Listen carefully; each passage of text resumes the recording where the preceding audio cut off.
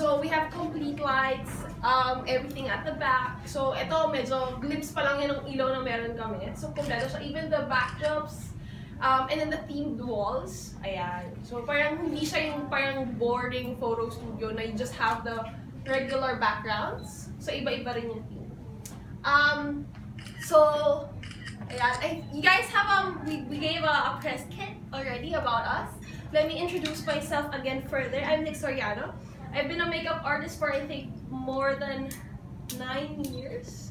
I started doing makeup before pa talaga when I was in college. Talagang dakila mo arte lang po talaga ang lola nyo. And then, I took it serious when I was in college, of course. Parang every time, puro thank you lang yung friends ko. Uy, mas pakilay, ganyan. And then, I met my soon-to-be husband as a business namin before. I mean, Don, soon-to-be. So, boyfriend ko pa lang siya noon. We were in one big business. We do commercials, AVPs. And there were times, minsan last minute nagka-cancel yung makeup artist. Or nuplo ka na late. Okay? So, since maarte nga ang lola nyo, tinuloy-tuloy ko na. I did this as a career. I took up classes. And then from then on, nagtuloy-tuloy na yung career ko. When I was starting, it actually became an issue with my husband. Not because he didn't support me, but sabi niya, love, ano ba yan? Makakakarga doon. You have your hair bag, your ring light bag, your makeup bag, yung bag mo may bag pa rin. I told my husband that this one makes me happy. Sabi niya, just focus on the other business, they're earning you more. I told him na I think success cannot be fully measured with just the amount of money that you're earning. For me, success is fully measured when, of course, you have to earn. You have to feed your kids, feed your tummy. But I think it's fully measured when you're also fulfilled. Yung masaya ka sa ginagawa mo. Hindi yung every time na mag-a-alarm yung clock mo, pag hindi ka kasi excited sa gagawin mo, you keep on hitting the snooze button. Me, when I'm doing my kaartihan, as they call it, no matter how tired I was the night before, I'll have the energy to wake up kasi masaya ako. That's what I always tell my students. When you're happy doing what you love, you're not working eh. Side na lang na kumikita ka pa. At sabi ko rin sa husband ko, taga mo sa plato since masaya ako, kikita ako. True? Yes. Okay. So yeah. So, we actually tour all over the metro, including provincial places like we have Tugigarao for 2020. We have Isabela. We're planning on doing one in, we have Lucena, Antipolo, and a lot of provincial places. Actually, marami pala. Marami sa mga provincial places doesn't have access to the knowledge in doing hair and makeup. That's why we actually have a lot of students from provincial places, aside from the metro. Here in the metro, we do this every week talaga. So every weekend I have classes. I have classes from the basic one up to the most advanced ones, which I'll discuss in a bit. So currently our Facebook account is raking in at 45,000 likes. We're proud to say that we rank 5 out of 5 because I think it's one of the parang benchmark din eh. When you look at a makeup artist, you look at their reviews. Okay? Kasi this is something that you cannot change from Facebook eh. When you get bad reviews, hindi mo siya pwedeng burahin. You cannot delete it. So it means that so far, we've been doing a good job with our clients and with our students. About the workshops, like I said, I teach from the basic up to the most advanced ones. For the basic, hindi lang to yung gusto mag-makeup artist. We also teach those who just, yung maarte lang like I said. Gusto lang mag-inarte sa sarili. I just want to learn how to do makeup on myself. Ayan. So that goes for the fundamentals of makeup. If you notice outside, sinet up namin how we usually set up our makeup buffet. Kami po yung nagpauso niyan. I'm proud to say. May mga gumagawa na ngayon pero kami nagpauso niyan.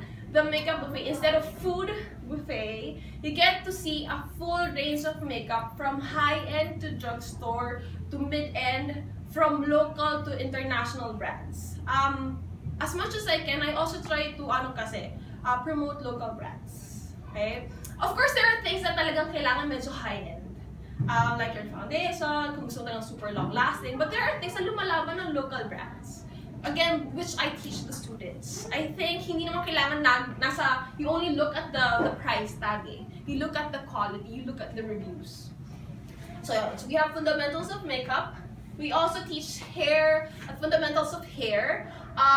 We have 4 modules for that. One is focusing on like the basic ones, and then how to braid. We also teach how to curl properly, so maybe ibang types of curling. We also do teach what we call obtuse and formal hairstyles. Eye masterclass. Kasi, bakit may nakaseparate talaga na class just specifically for the eye? Because in the whole makeup routine, usually, ang mahirap i-perfect is the eyes and the brows. Okay? Currently, for the brows, there's 2 types of brows in the market. Brows on fleek and bushy brows. Si brows on fleek, actually medyo pawala na yan eh. If you would notice, mga celebrities, puro bushy-bushy na yan. Natural, feathery. Yan yung uso ngayon. But there are still clients who would prefer on fleek. Lalo na yung mga wala na buhok. Yung mga na-overflock, kumbaga. Ayan. So medyo may on-fleek pa rin tayo. We still teach that. We also teach how to do smoky eyes, no globe cut crease, double cut crease, and avant-garde. This is what a set card looks like after the class. So the students will get a set card. So for after the class, talagang pinipicturan yung models nila. So this is what they will get. So like I said, we will teach them how to do smoky, snow globe, avant-garde, cut crease, and double cut crease. Araw-araw mo yung avant-garde. Gusto ko mag-araw yung avant-garde. Okay. Airbrush, I won't make this long, but this is actually more on the professional side na talaga. Because right now, lalo na kung gusto mong kumita sa pag-makeup, ang pera talaga ng makeup artist is nasa brides. Ayan. Ang brides talaga dyan kami kumikita. Kaya lang kasi ang brides, bihira ang nagpapag-traditional. Usually airbrush na. Because airbrush is more long-lasting. They don't use the traditional brush anymore. They use the machine. Like what you see there. So yung makeup lumalabas na siya dun sa gun. Okay, this is what the airbrush set card looks like. We teach them the full bridal, the full night, a mix with HD traditional, and the avant-garde. Avant-garde, parang palengke. Palengke lang din. Bridal masterclass, like I said, ang pera talaga namin is nasa brides talaga. This is where we teach male makeup. Siyempre, ayaw mo namang magmukhang girl, yung groom. There's a specific way on how you can do male makeup na hindi sila nagmumukhang girl. Okay? Hindi ganon. So, that is where we teach male makeup. Also, mature makeup kasi ang mature makeup, the more you put on makeup on them, the more now obvious yung wrinkles nila. Ayan. So, medyo iba yung way yung pag-makeup sa kanila. We also teach children's makeup. I hate seeing kids na naka-brows on fleek. My God. We wanna keep them young eh. Kaya nga sila flower girl, correct? We also teach 4 types of brides. Currently, in the Philippines, ito yung mga mabenta. Boho or your like beach weddings, mga garden weddings, your classic bride. Siyempre, gusto mo sa classic bride, pagbukas ng church door, sasabihin ng groom, ay wow, ang fresh ng bride ko. Ganon. Vintage bride, may mga theme, and your Arab or your Indian. Amir. Egyptian. Sa mga Muslim brides kasi, contrary to your classic Pinoy Christian or Catholic weddings, sila baliktad. Sila gusto nila pagbukas ng doors, sino ba talaga to? Hindi nakikilala. Well, that's their culture kasi. If you would see photos on Instagram, like before and after, literal, their foundation color is 2 to 3 shades lighter. Iba talaga dun sa totoong kulay nila. And then, there are stories na pagtanggal daw ng makeup, nag-divorce after. Actually, I've interviewed, I've interviewed actually Muslim students ko. Sabi ko, is this culture true ba talaga? Yung opo, Miss Nix? Because actually, uso pa rin sa kanila yung fixed marriage. So first time silang nakita sa wedding, na-pack yung makeup, and then tinanggal yung makeup. Ay, nag-makeup din yung group. Kaya nag-makeup din yung group. Push natin yan. Okay. Last but not the least is our Pro Class Bootcamp. So for this year, meron kaming dinagdag, which is Business 101. This can be enrolled separately or kasama na siya sa Pro Class. This is where we teach how to market. Kasi ang lagi ko sinasabi sa estudyante ko, daig ng marunong mag-market ang magaling talagang mag-makeup. Kasi lahat kayo, pag magagaling na kayo mag-makeup, pare-parehas na halos gawa niyo sa totoo lang. Pag magagaling na kayo magkilay, halos, alam mo yun, it's the same routine, lalo na pag brides. You cannot do pack na pack on brides. But what will set you apart? That's what I teach in Business 101. Kasi iba yung marunong ka mag-market eh. Iba yung how you interact with different people. Like this. This is part of marketing. When I go to pageants, when I go to fashion shows, that's part of my marketing. Yun yung magsiset apart from me and other competitors because I know how to build my network. Okay? We also teach them how to do social media marketing kasi andun na talaga yung pera. And so forth. For the Pro Class Bootcamp, this is where we teach, ito na yung full set card nila, beauty makeup, what you would usually see in commercials, teleseries. Siyempre, I woke up like this, pero may makeup pa rin talaga yun. Classic bride, night look, black and white, or your editorial. We also teach full avant-garde. And of course, male makeup. Yes. Ayan. We, aside from the classes, well, that's my main business. We also do hair and makeup for weddings, debuts, special events. Obviously, kilala niyo ako from pageants, TVs, movies, prints, and ABPs. So here are sorry, by the way, actually nasabi ko na naman, so this is NIB Studios. Ayan. So if you guys have photo shoots, or you have like mga... Pwede siyang...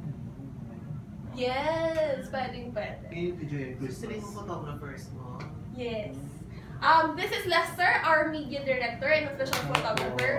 This is Nell, our official videographer. We're gonna get a picture. We'll send all the photos and videos. I-delete na nila. Oh my God. Para hindi pa kayo. So just a run through of what we've been doing for 2019. We've done GMA Folio. So we were one of the official team actually. Almost all their hair and almost 1/4 of the makeup of all the artists. Kasi di ba every year nag-release sila. So we were one of the official team. Obviously from pageants, you know us. We've done Global Asian, Miss Teen, yeah. We also do ads, TVs, and commercials. For 2019, we did Acer, Jollibee. Anong makeup niyo dyan? Yeah. Kasi kami nag-makeup ni Jollibee actually. Pinitouch ko siya. Yung blush niya kasi kulang. So medyo flush, sabi direct flush yung mukha ni Jollibee. Avant-garde. Gusto ko yan. Ayan. And a lot of photo shoots and fashion shows. Galing. Thank you so much. I told you it's gonna be short. I just wanted you to enjoy that day and feel how we treat both our clients and our students. So what do you wish to happen in the coming months? Jump pa lang. What's your wish in the coming months? Like I always say, if ibibigay ni Lord, ibibigay niya. Of course, I'm wishing for Ay, malaman na yan. bigger projects. May malaman na yan. Okay, sige. But I won't. Let's see. Let's see kung ano pa yung mga projects na paparating. 2019 was actually a very big year for us, having GMA on board. And we're trying to come up with more partnerships. The reason why actually, if you guys notice, why I do partnerships, bakit naming collabs din as well, even for pageants, it's not just for my marketing purposes. It's part of my mentoring for my students. When a student graduates, but syempre ang papadala ko, when a student graduates, although ang papadala ko yung medyo talagang nahasa na, okay? Siya graduate na. Ang like ko kasi, when I say na I think the best teacher, even though I teach, would be experience. At the end of the day, what they will get from me is how to do it and why they're doing it. But perfecting their craft doesn't follow na kahit i-enroll pa nila lahat ng class ko, but when they're not practicing, hindi mo rin siya mapo-perfect. Okay? That's why we try to collaborate with